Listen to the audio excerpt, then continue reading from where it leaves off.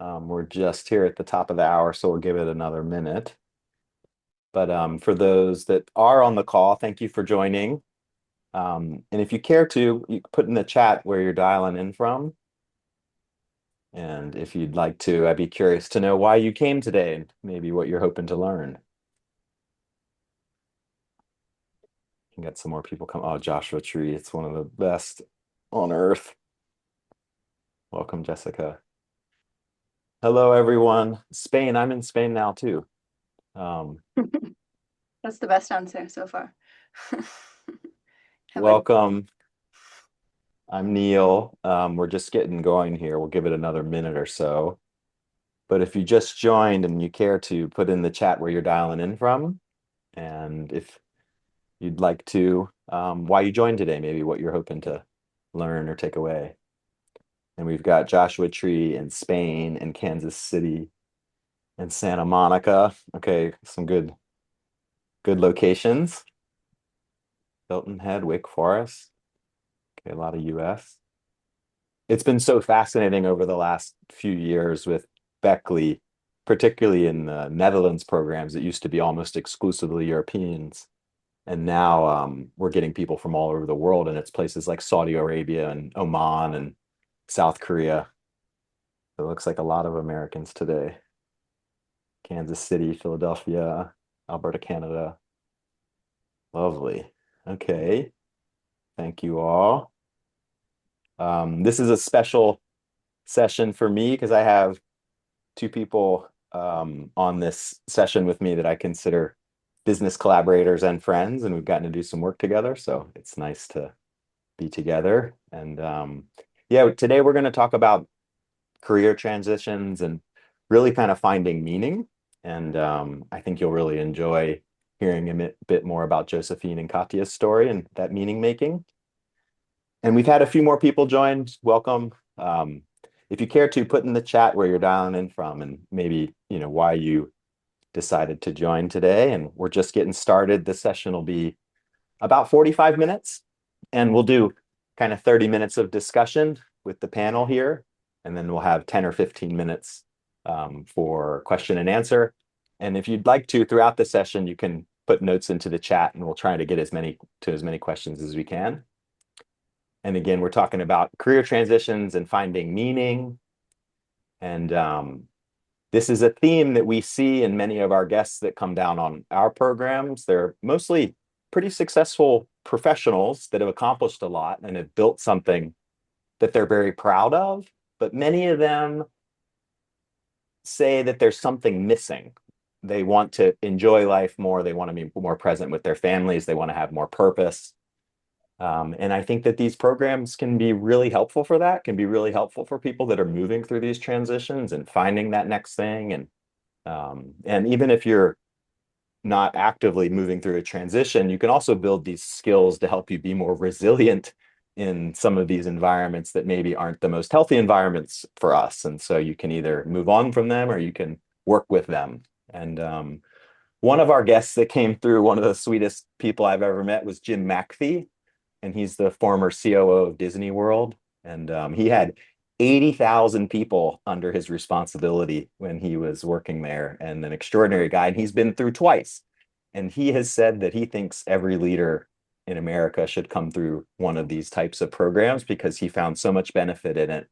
And the tools that he took away and the new outlooks that he took away have been very meaningful for him. And yeah, again, our guests are bankers and lawyers and consultants and very outwardly successful, but they just know something needs to shift. They have this sense. And yeah, that's a real common theme for our guests. And my name's Neil Markey. I'm one of the co-founders of Beckley Retreats, and I'll be moderating this session. And just a brief intro, I joined the service as an officer after September 11th, thinking I was doing the right thing. Long story short, we learned that those weapons of mass destruction wasn't accurate, which is challenging watching what's going on in the world today, frankly. And then I got out and I went to graduate school at Columbia University, and by some measures doing okay professionally, but struggling with the transition. And that's when I found meditation in some of these plants and went on to work at McKinsey and in private equity. And, I learned a lot and I'm grateful for those experiences. But I think what I've learned over the years is that I need mission. I need some purpose. I need to feel like what I'm doing is helping people. And I'm so honored to be working on what I am working on now at Beckley. And Katya, when did you come through a program? It's been a few years now. 2 years ago. 2 years Yeah, ago. 2024. Yeah. And I Actually think Kat, with Jim. He was his second time was on our in our group. Yeah.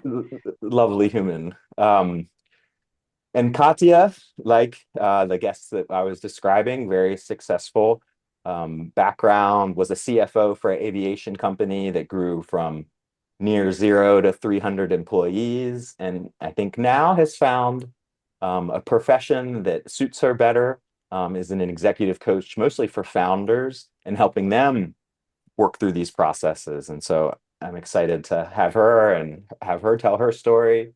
And then Josephine, another veteran, 21 years in the Navy, and then transitioned into the corporate environment, was at Verizon for a while and has held kind of multiple roles in tech, doing technical project management. And then now, more recently, in these last few years, I think has gotten into more of the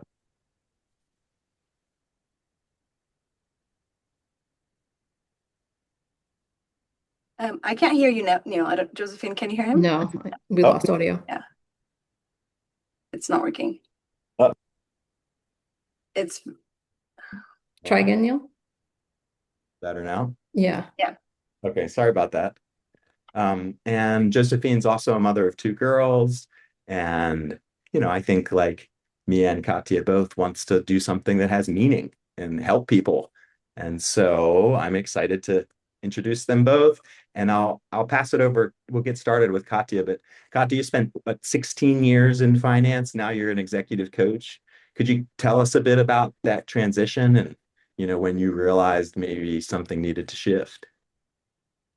Yeah, definitely. So, well, first I'll just say that I guess there was the big transition from finance to coaching, but I also had quite a few mini transitions within finance. So I think I changed jobs probably roughly every 3 years because I kept getting to this point of like something's not quite working, something's missing, etc., but in a more minor sort of form.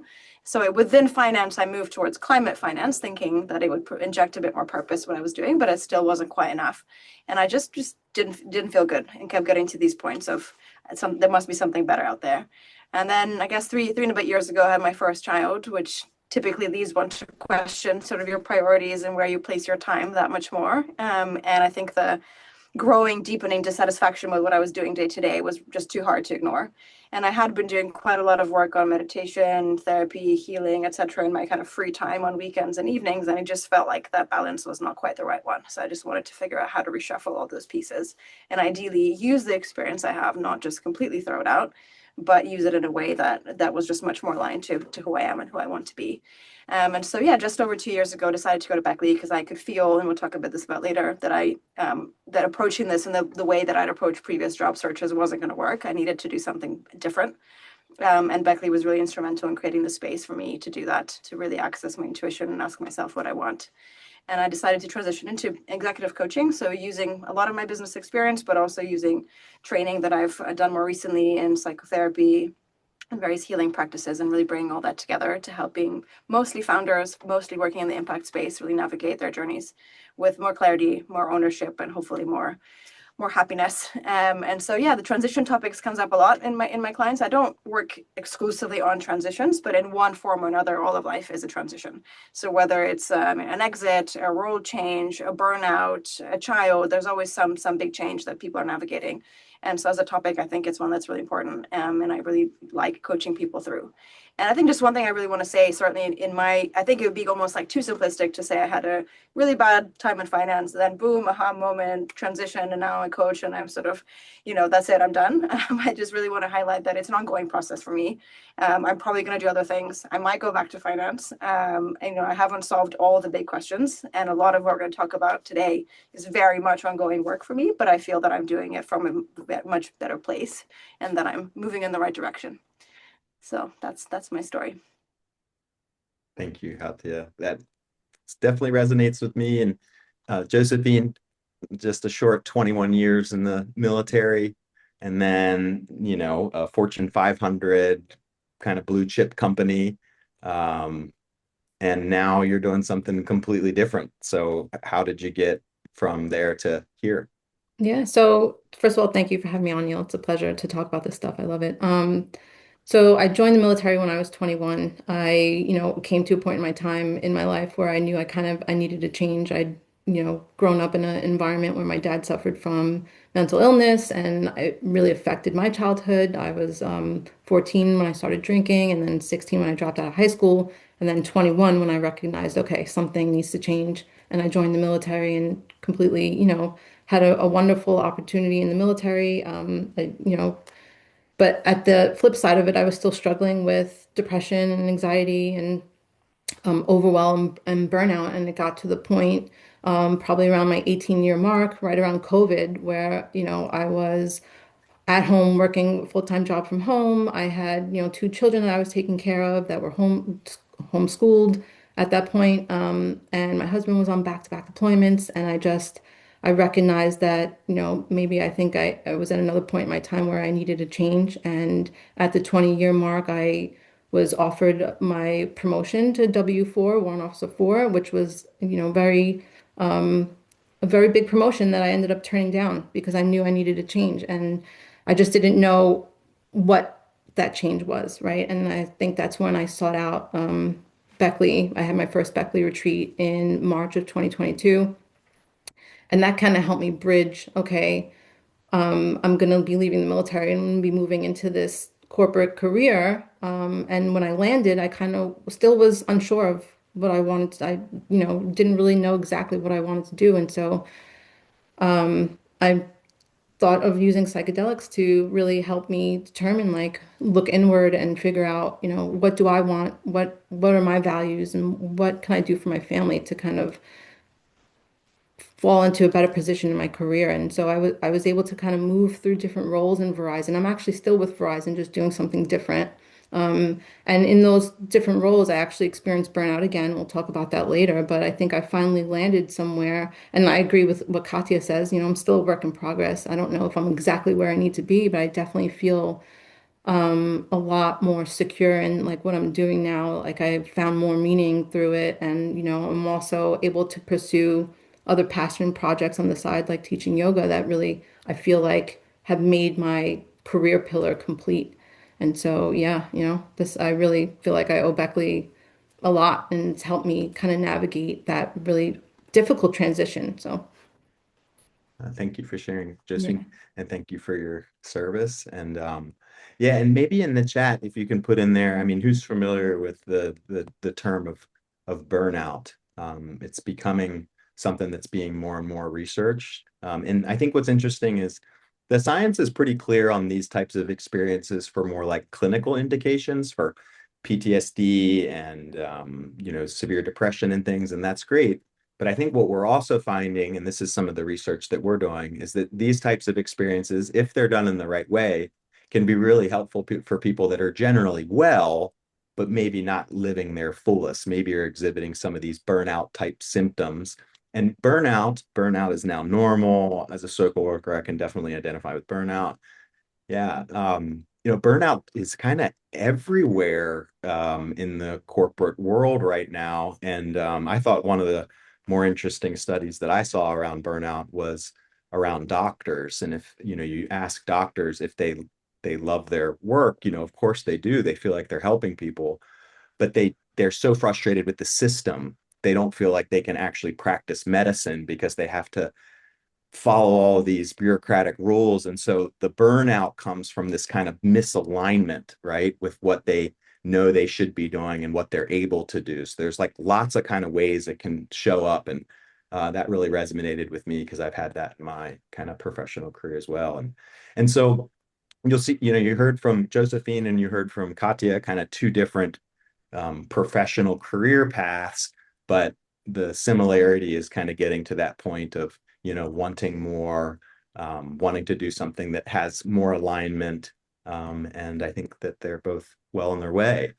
And the other issue that we were going to kind of touch on briefly is this idea of identity, and particularly in Western societies and the United States and Europe for sure, our identity is so tied to what we're doing professionally, and kind of the more um, that you climb the ladder, the more that happens.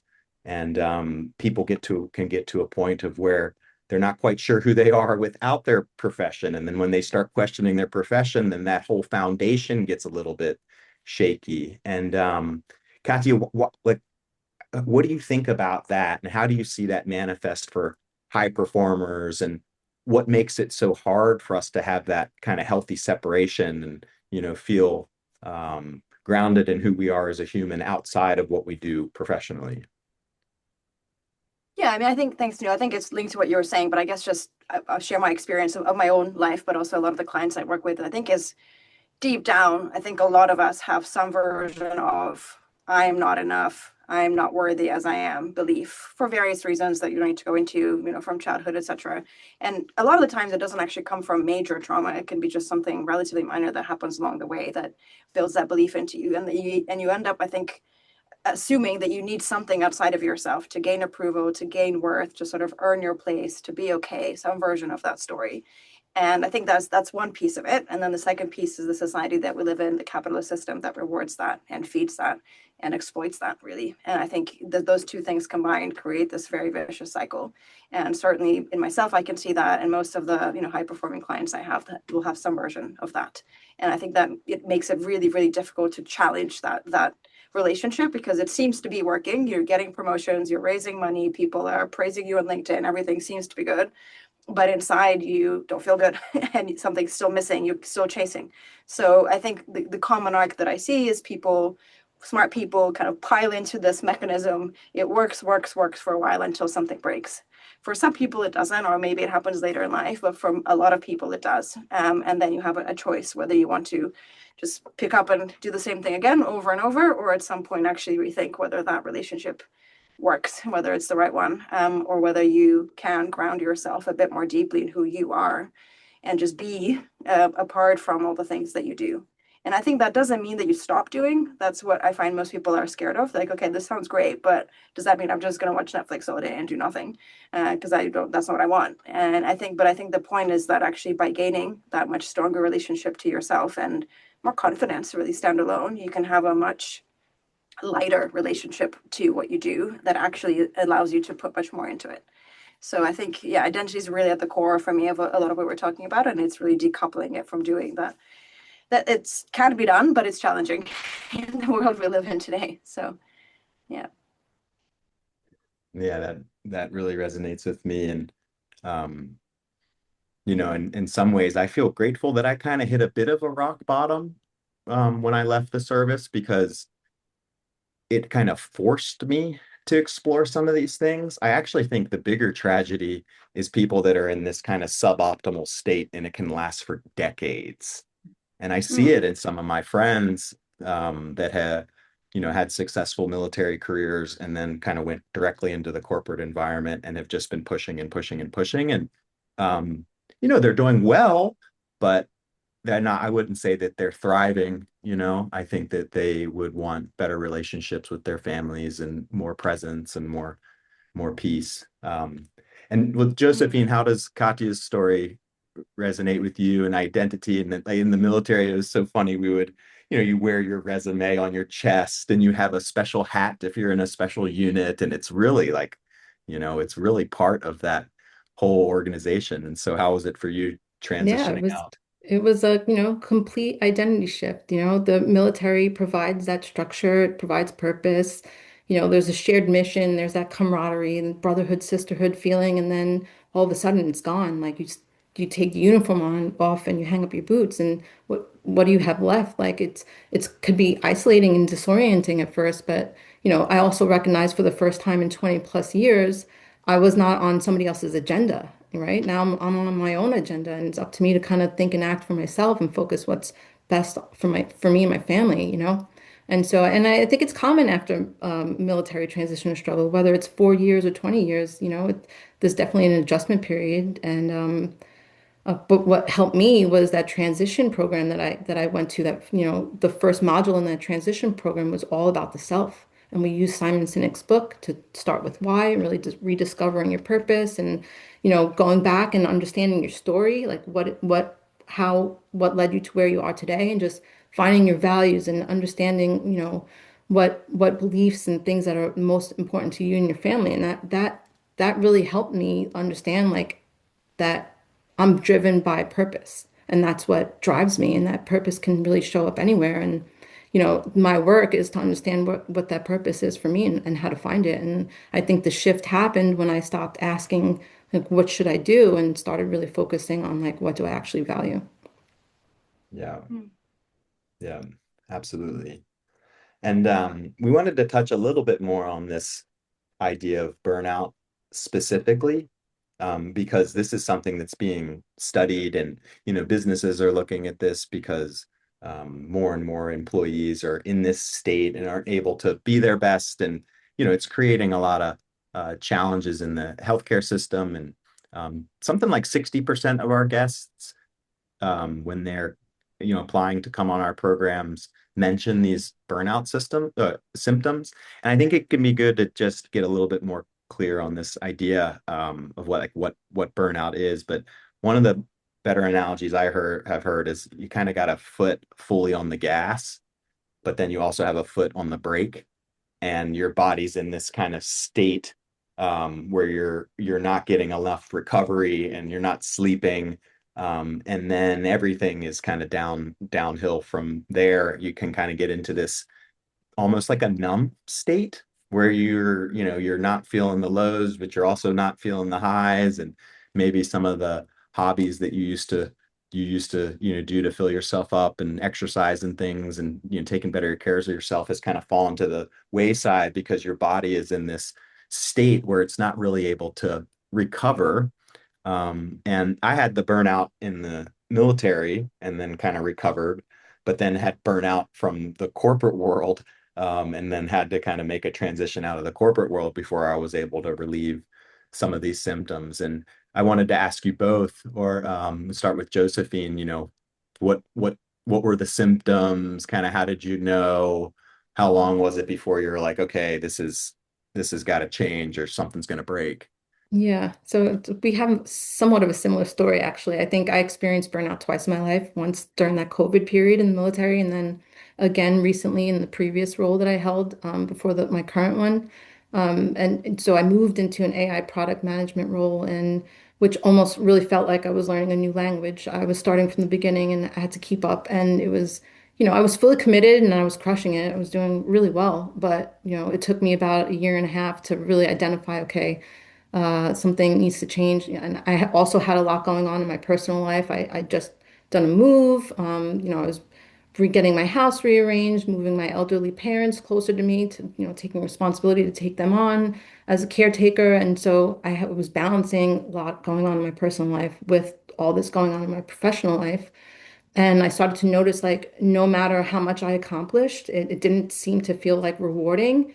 And at the end of the day, I felt like extremely drained, and it was affecting me in ways that, like, again, I recognized I needed to change. I think I was operating at such a high level that I was expecting everybody around me to provide the same output, like, which was completely unrealistic, right? I was lashing out at my loved ones. I think my anxiety was so bad that the littlest things would set me off. I was using alcohol way more than I should, even caffeine more than I should. Like you talked about like my workout routine was gone, all my self-care fell by the wayside. Like I really wasn't doing anything to take care of myself.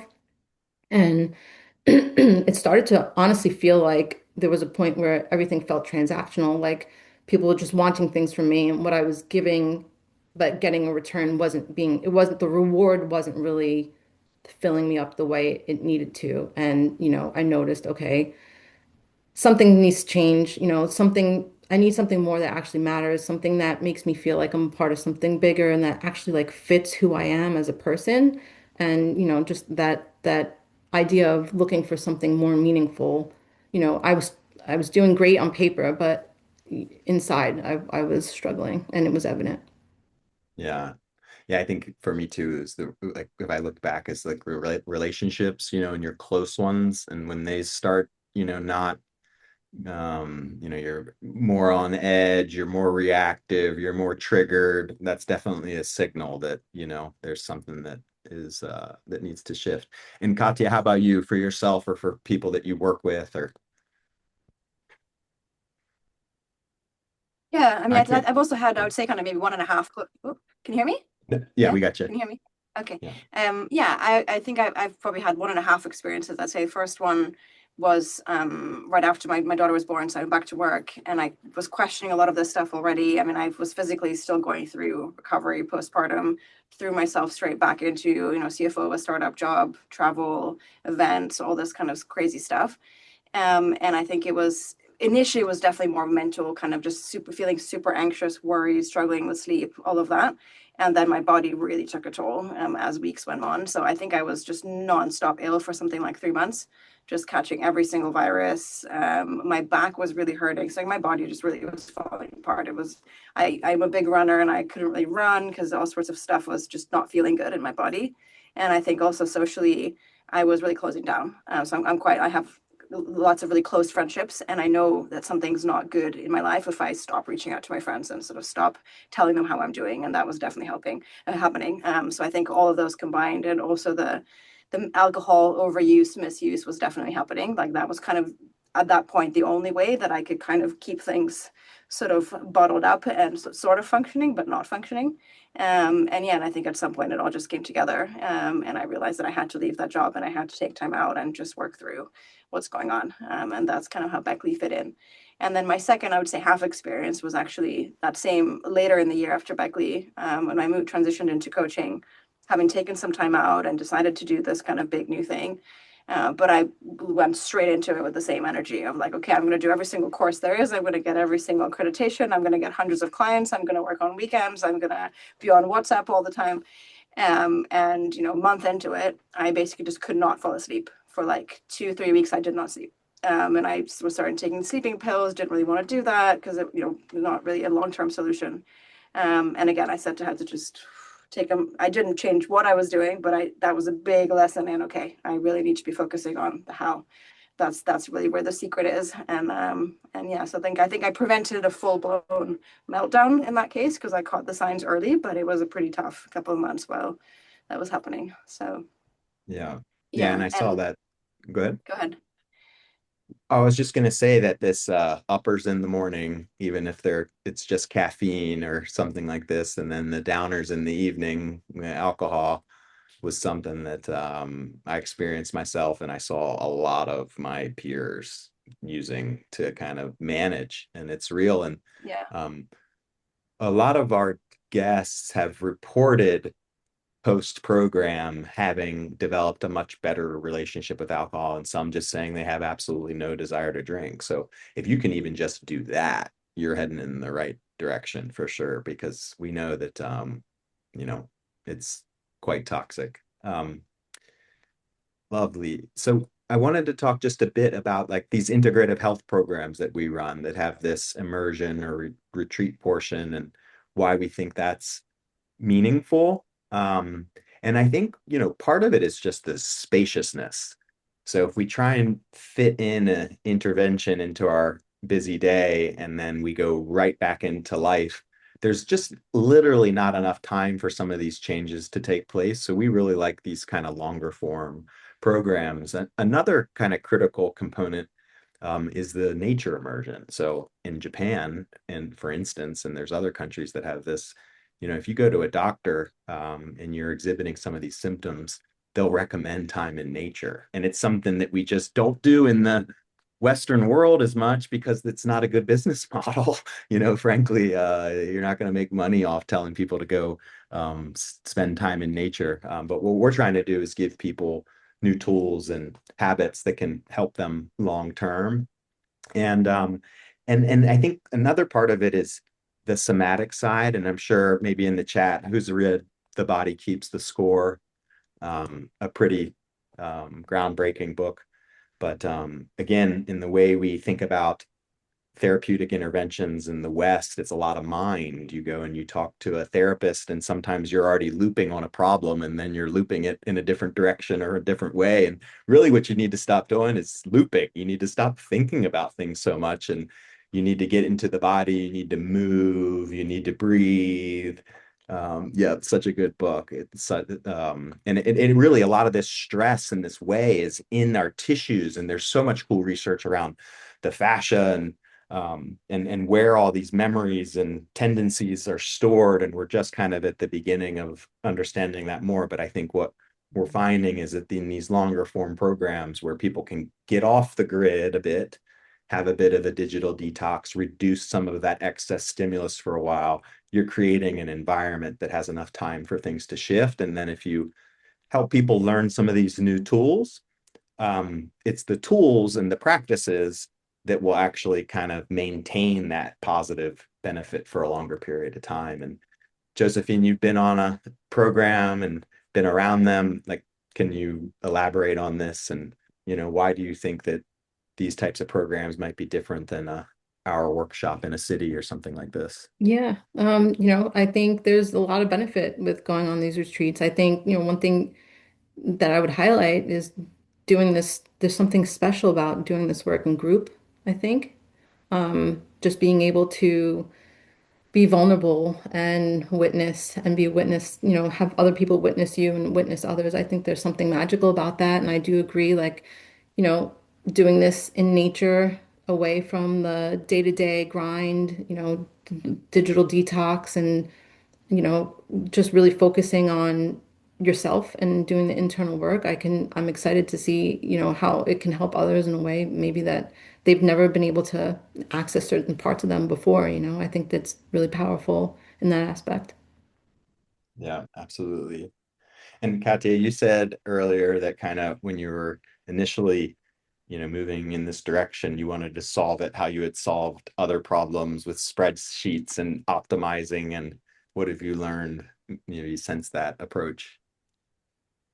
Yeah, I mean, I think I just before coming to Beckley, I didn't really know how else to approach things. So the only way I knew was like write out your options, write out the pros and cons, like build a spread. Like that's how I approached everything in my life, and that's how I approached prior job changes, and it kind of got me so far. But I could really feel that I needed a completely different approach, and I tried to sit with the question of what do I want, but I couldn't just connect with the I part. So the wanting kind of it was just I had no idea how to do that work. And I think, when I started the preparation process for Beckley, we had to work on our intention, I think, over the course of 3 or 4 weeks. At the beginning, my sort of intention for the retreat was to figure out what I'm going to do next. So classic sort of, what do I do? And I thought kind of that the light bulb moment was going to come at some point during that week. And by the time I arrived in the opening circle, my question had changed to, or my intention had changed to, I want to feel whole. So I think even in the preparation, I made a lot of that work. A lot of the shift had already happened, so now I knew what the work really was. But without the program itself and taking the time out, being away from home, being away from my child, and really taking like just giving myself that time just to be with myself before you even go on the journey, I don't think that would have been possible.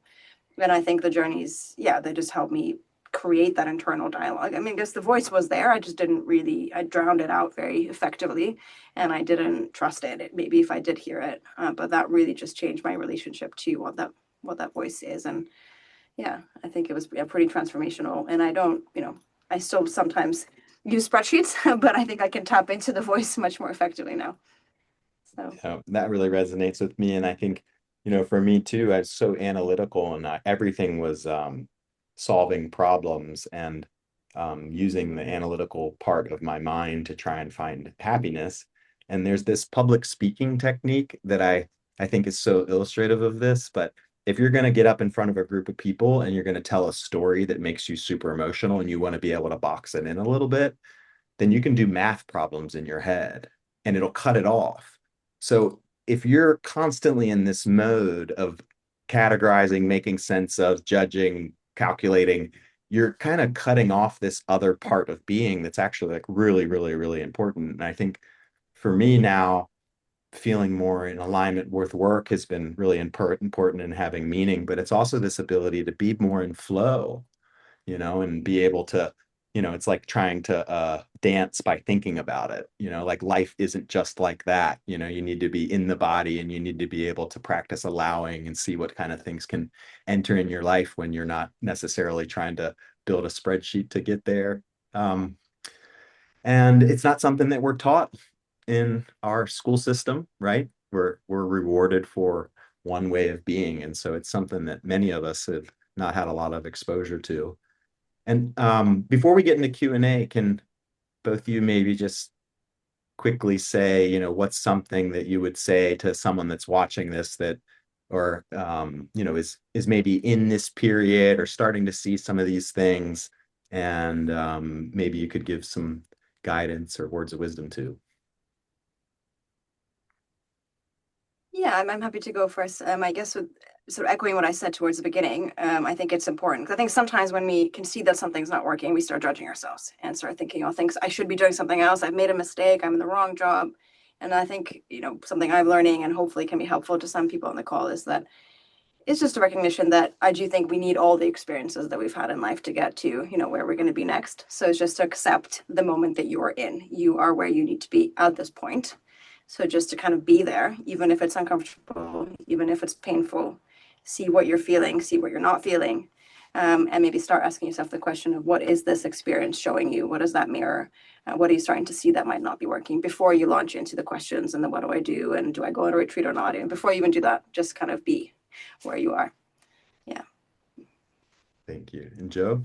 Yeah, I think what I would add to that, I think being in the military for so long, I think we're somewhat conditioned from the environment that we operate in to consistently look for these like external signals. And, when we're looking for external sources of validation, they can get louder and louder, and we kind of lose track of like that internal thing. So I think, kind of piggybacking off of what Katya said, just really listening and looking inward for the answers really is something that helped me kind of move forward. And I think it takes time and effort and courage to try new things.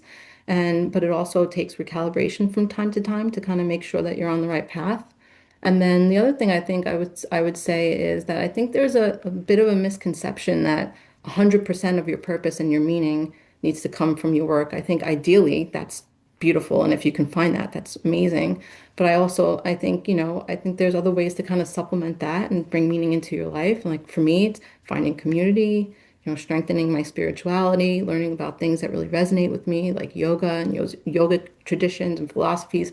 Like these things are very fulfilling to me. And now that I'm in a position at work where I have more energy and time to kind of pursue other things, I'm finding a way to kind of bring it all together. And I really, I'm at a point, I think, where, I feel pretty complete. So I would suggest, maybe look for other passion projects on the side as you're kind of trying to navigate. Yeah. Yeah. Yeah, that resonates with me too. Yeah, and I completely agree that I've now met quite a few people that, maybe their job isn't the thing that's lighting them up the most, but they've found space in their lives to pursue things that do really fill them up. And I think that's that's great too. And we're about at time for Q&A. We're right on time, but if the our listeners wanted to put any questions that you have for this group here in the chat, we'd love to answer them. And we have a couple from before. And the first one is, what happens on these retreat programs, and can you provide a loose structure? And Josephine, would you want to maybe take that one?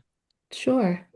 So I think there's kind of three parts. There's a preparation part. It's a 4-week preparation. And Beckley gives access to an app where you can kind of go through a lot of, they teach you, different mindfulness meditations and different things to kind of help prepare you and get you in the right mindset for the retreat. And then there's a 6-day immersion where you're on site.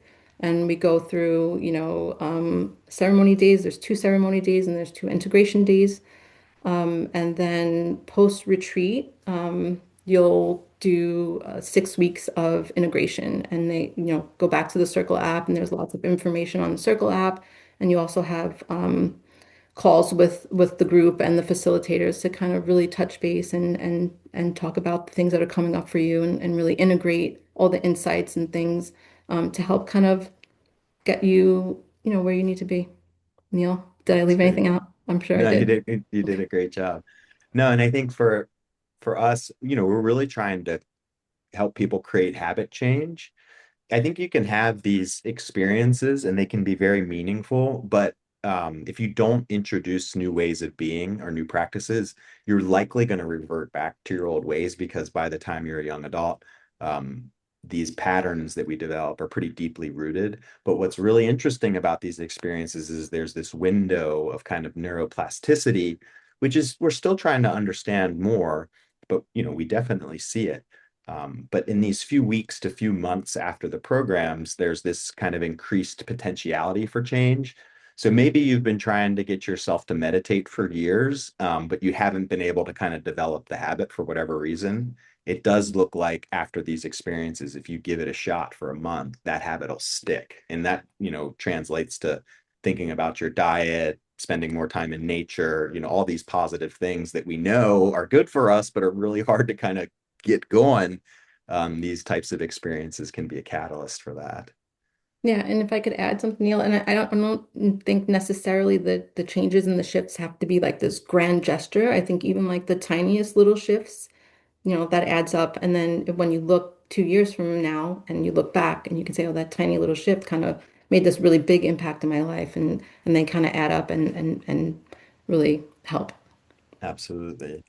Yeah, and we, as focus on simple things that have scientific backing, so everything that we're recommending has been studied, but little things like gratitude practice, if you look at the research, it can change your life. A few minutes in the morning, along with a meditation, can have a dramatic impact. But again, it's kind of hard to get those things going sometimes if you're already in this kind of mechanical way of being. Um, well, thank you both so much. Joe, I just got to hang out with you in person. Katya, hopefully maybe in London here soon. And for our listeners, we'll send out an email after this with this recording, and we're super easy to get in touch with. It is not uncommon for someone to have a call with us and then have another call with us and then have another call where they bring their partner, and we're up for all of it. We know that this is new for many people. And so we're happy to make the time to make sure you have all the information. And we have a short little suitability survey or assessment, and we'll send this out too. But if you scan that QR code, it's just a few questions, and it can help you understand if these programs could be right for you or for what you're looking for. Um, it is a kind of application only process because, we need to kind of manage for the group dynamic. And so we want to make sure that the folks that are coming down on our programs are in the right places to be able to get what they need out of these programs. And so we don't accept kind of severe clinical indications. If you reach out to us with clinical indications, we're going to do our best to try and help you find, resources that are more appropriate. But this little quiz here can help you, start to ask that question if these could be a good fit. And is there some more questions here? Katya, did you see some more Yeah, it questions? looks like there's a Q&A kind of like button at the bottom, and a couple of people asked Oh, questions. okay, great. Yeah. Are participants mostly American? How might you describe the diversity of the cohorts? So I can take this one because I was just looking at the metrics. We've had guests from 33 different countries. The programs in Jamaica are mostly Americans, now some Europeans, and we do have some local Jamaicans that will join our programs. But yeah, it's definitely mostly Americans. And then in Holland, um, those programs are mostly Europeans, but it has been, I think, fascinating to see the change over the last few years. Now it's not uncommon for us to have a program and there's 6 or 8 different countries represented, and it's South Korea and Oman and Saudi Arabia. So the groups are diverse and becoming more diverse, but there is some commonality. It's a lot of, successful professionals, but they're all looking for something, they're all seeking. And it's a really good group of people that come on these programs, like they're people that are intentionally coming to this work. It's not kind of fly by night. things. And so we always have a really positive group dynamic. And the other one, if such practices are already part of my daily living, what are the benefits of joining the retreat? Do one of you want to take that one, Katya? Yeah, I mean, I can take a stab. I think, I mean, for me personally, it was the practices but of course, if you have already a good, routine, I think you actually probably have the opportunity to go that much deeper sooner in some ways, because I think if you already have a connection to self that you've built in your life in some way, then you may be able to actually drop into some deeper or more existential questions if that is of interest. And I think that what we were told in our first journey is sort of you'll get what you need, not what you want, not what you want from the medicine. So I think it just has its way of working its magic in your body and just figuring out, is there something that you haven't released from the past? Is there a relationship that needs healing? Is there just a different perspective that you might need on something? Or is there, do you want to meet God? Do you want to, die and be reborn, or something much more existential than that? So I think that there's definitely the practical real life benefits, but I think you get to like really connect with the universe, nature, yourself, other people in a very different way that can bring just amazing spiritual benefits, beyond the day to day as well. So Yeah. And it's, you know, I gotta say that it's beautiful locations and generally a really cool, interesting group of human beings. So you get to meet some like fascinating people and pretty amazing food. And so it's a nice, comfortable um, place to have these experiences. And we're at time, and I want to be respectful of everyone's time. So thank you, Katya and Josephine, and thank you for everybody that attended. We love feedback. So if you care to, when you get the email, if you want to respond with kind of how this session was, or if you have more questions, we'd love to connect and try and be helpful. So thank you, everyone. Have a great day. Talk soon. yeah. See ya.